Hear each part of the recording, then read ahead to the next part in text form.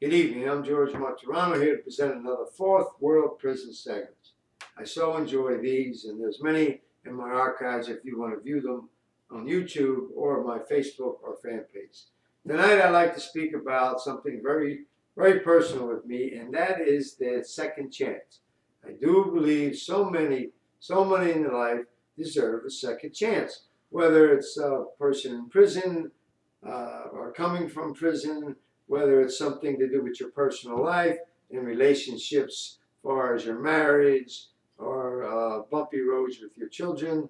You know, all situations need that second chance. So, I'd like to speak in particular about one situation that I was at a certain prison, a very bad prison, and these were individuals that I had that they had their second chance. Believe me, they had their second chance more than once.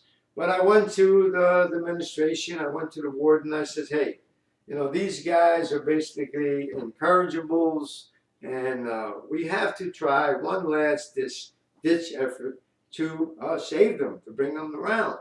And what we did, basically no one wanted them in their program. No one wanted them in their classrooms. So, you know, I had my plate full. I had several classes that I was teaching.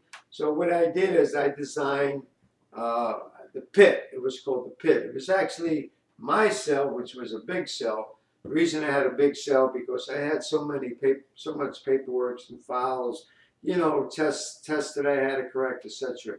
So what I did is I went around the institution, the prison institution, and I procured these folding chairs.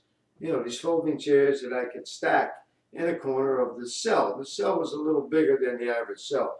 The average cell is 10 by 6. This might have been 11 by 7. So I had a little bigger cell, and I designed this classroom called the pit. These were guys that basically the warden had enough of them. They were going to be sent to actually solitary confinement, which I'm well aware of because I did 5 years of that. These were men that they were going to just throw away for a large portion of their life or the rest of their life. So I got the approval to design this classroom.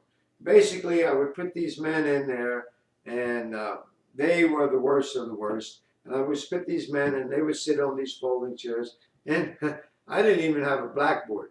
Basically, I used a blue bar soap that I bought.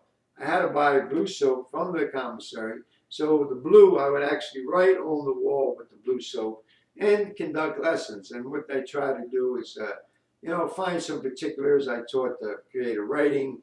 I taught lifestyle change. I taught actually the reconnecting and invention with their children that they were estranged from. There was so much that I did in this classroom called the pit. And to me, it was a special thing because it was a thumbs up. It was a thumbs up situation on a human being's life. Even though you're in prison, you are still a human being. In other words, I'm not a guy that puts the thumbs down on a guy. As soon as he does something wrong or he's been doing things wrong, put the thumbs down on him and cast him away.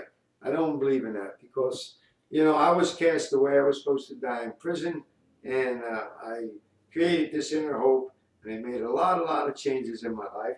That's so much so I got the attention of prison staff and politicians and lawyers and advocate organizations, and especially people all over the world. And through me, I try to help many believe in the second chance. So I want to share this with you tonight about my classroom called Pit. Thank you till we meet again.